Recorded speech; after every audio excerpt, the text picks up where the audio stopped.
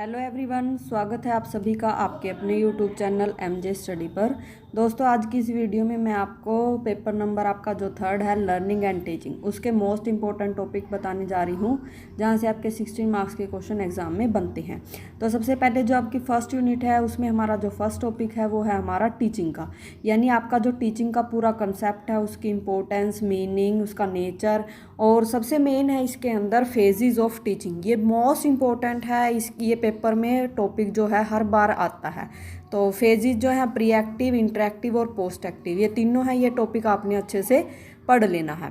उसके बाद है difference among teaching, training, instruction and indoctrination, यानी आपका जो पेपर में कई बार ये क्वेश्चन 4 मार्क्स में दे देता है या फिर टीचिंग वाले क्वेश्चन के साथ जोड़ के दे देगा। आपको डिफरेंस बताना है टीचिंग का किसके साथ, या तो ट्रेनिंग आ जाएगा या इंस्ट्रक्शन या फिर इंडोक्ट्रिनेशन, इसमें आपसे डिफरेंस पूछ सकता है। एक सबसे इम्पोर्टेंट है लेवल्स ऑफ टीचिंग, ये भी पेपर में हर बार क्वेश्चन आता ही आता है। एक तो इसके फेजेस और एक लेवल्स मोस्ट इंपॉर्टेंट टॉपिक हैं।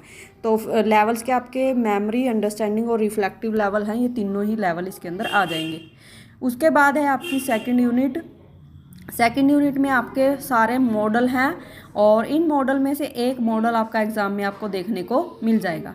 एक मॉडल आपका ब्रूनर का कॉन्सेप्ट अटेनमेंट मॉडल, दूसरा है मास्टरी लर्निंग मॉडल, तीसरा है इंक्वायरी ट्रेनिंग मॉडल और चौथा है ग्लेसर बेसिक टीचिंग मॉडल। और ये तो आपके हैं चारों के चारों मॉडल। और एक ये जो आपका ब्रेन स्टॉर्मिंग है, ये आपका एग्जाम में कई बार 4 मार्क्स में आ जाता है, तो आपने इसको भी स्किप नहीं करना। उसके बाद आपकी जो थर्ड यूनिट है, थर्ड यूनिट में आपका टॉपिक है लर्निंग का। तो लर्निंग का पूरा कॉन्सेप्ट, उसका मीनिंग, इसकी importance, types and factor affecting learning. आपको ध्यान होगा मैंने आपको फर्स्ट जो आपका paper childhood and growing up है उसमें एक लर्निंग का टॉपिक बताया था जहाँ पे थ्योरियाँ थी। तो ये जो टॉपिक आप पढ़ोगे आपका इस यूनिट में भी काम आएगा और उस यूनिट में भी आपके काम आ जाएगा। तो आप वहाँ से याद करो या यहाँ से, दोनों सेम ही हैं। उसके बाद आपका ई लर्निंग है। ई लर्निंग के अंदर आपकी 2 आ जाते हैं, जैसे ऑनलाइन लर्निंग और एम लर्निंग। तो आपने ई लर्निंग के अंदर ये दोनों भी पढ़नी है। और एक आपका कंस्ट्रक्टिविज्म है। कंस्ट्रक्टिविज्म जो आपके चाइल्डहुड वाली है उसमें भी था और इसमें भी, तो दोनों जगह सेम है। आप एक याद करोगे तो दोनों जगह काम आएगा।